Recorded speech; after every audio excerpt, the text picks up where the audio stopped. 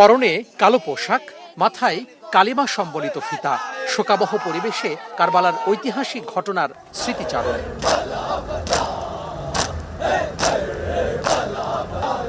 কখনো গীতে, কখনো মাতমে, আবার করুণ সুর স্মরণ করাচ্ছে ঐতিহাসিক কারবালার অমানবিকতার গল্প। কারবালার প্রান্তরের বিয়োগান্ত দৃশ্য, ইয়াজিদ বাহিনীর বর্বরতা, কোথাও ইমাম হোসাইনের শাহাদাতের মুহূর্ত, সবই প্রতীকীভাবে ফুটে উঠেছে তাজিয়া মিছিলে।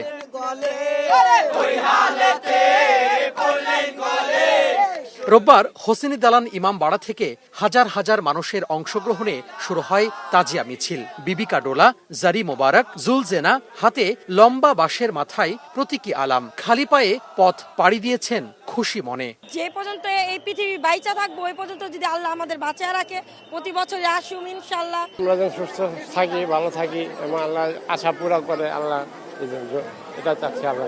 হুসেন রাদিয়াল্লাহু তাআলার ভালোবাসার টানে আমরা এখানে আসছি, তাই একটুও কষ্ট হচ্ছে না। অংশগ্রহণকারীরা বলছেন, ইমাম হোসাইন রাদিয়াল্লাহু তাআলা আনহুর সম্মান ও শ্রদ্ধায় প্রতি বছরই তারা অংশ নেন এ আয়োজনে।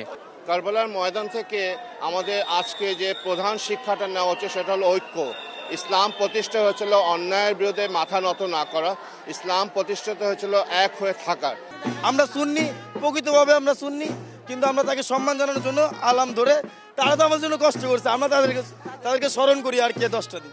এদিকে পবিত্র আশুরা উপলক্ষে রাজধানীর মোহাম্মদপুর, ফার্মগেট, মিরপুর সহ বিভিন্ন স্থানে তাজিয়া মিছিল করেন শিয়া মুসলিমরা। এখন আমাদের মন সবারই নরম, আমরা কন্দনে এবং শোকে আমরা জর্জরিত আছি। আমরা ইমাম হোসেনের সেই আত্মত্যাগরে আমরা সবসময় স্মরণ করি এবং আমরা আজকে সারাদিন এটা নিয়েই থাকবো ইনশাল্লাহ। একটা পরিবারে যদি কোনো লোক যদি মারা যায়, যেমন আমরা শোকাহত হই, ইমাম হোসেনের মৃত্যুতে আমরা তার চেয়ে 10 গুণ বেশি শোকাহত। হক পথে যারা আছে কখনো বাতিলের হাতে বায়াত করবে না, সারেন্ডার করবে না।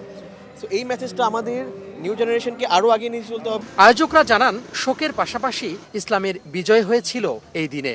মহরম মাসের 10 তারিখ শুধু শোককে বহন করে না, বরং ত্যাগের শিক্ষা আর অন্যায়ের কাছে মাথা নত না করার নাম।